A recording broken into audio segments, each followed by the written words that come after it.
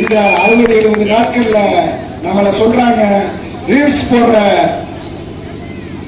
நிர்வாகிகள் ரீல்ஸ் போடுறாங்க அவங்களுடைய எம்எல்ஏக்கள் அப்படின்னு. இந்த ரீல்ஸ் இல்லைங்க, இந்த ரீல்ஸ்னால இன்னைக்கு ரியல் ஆட்சி நடந்துட்டு இருக்கு. ஒரு உண்மையான ஒரு ஆட்சி நடந்துட்டு இருக்கு அப்படின்னா அது நம்முடைய தமிழக வெற்றி கழகத்தோட ஆட்சி, மக்கள் முதல்வரோட ஆட்சி. இன்னைக்கு தமிழகத்தில் ஒரு புரட்சி நடந்திருக்கு.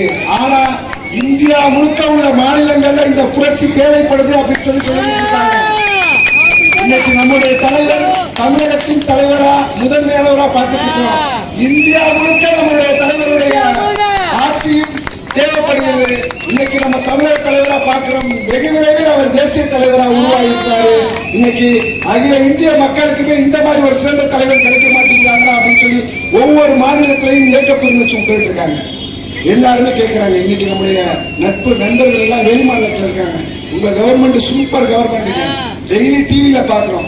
எல்லா மக்களுக்கும் இளைஞர்களும் யாருக்கு சட்டமன்றத்தை லைவ்ல கொண்டு போய் காமிச்சது அப்படின்னா நம்முடைய தமிழக முதல்வர் அவருடைய ஏற்பாட்டில் இன்னைக்கு சட்டமன்றம்னா எப்படி இருக்கும், சட்டசபைனா எப்படி இருக்கும், சட்டசபையில யார் எப்படி பேசுறாங்க, என்ன மாதிரியான விஷயங்கள் சேர்க்கிறாங்க அப்படிங்கிறத ஒவ்வொரு வீட்டுக்கும் கொண்டு போய் சேர்த்த ஒரே தலைவர் நம்முடைய மாண்புமிகு புரட்சி தலைவர். அவர்களுடைய வழிகாட்டுதல் இன்னைக்கு ஆட்சி சிறப்பாக நடந்தது. இன்னொரு விஷயத்தை நம்ம கேட்டுக்கணும்.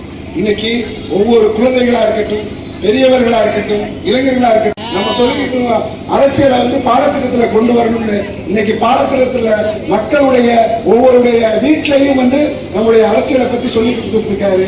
மக்களும் தெரிஞ்சுட்டு இருக்காங்க.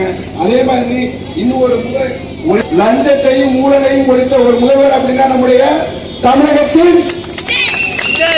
தமிழகத்தின்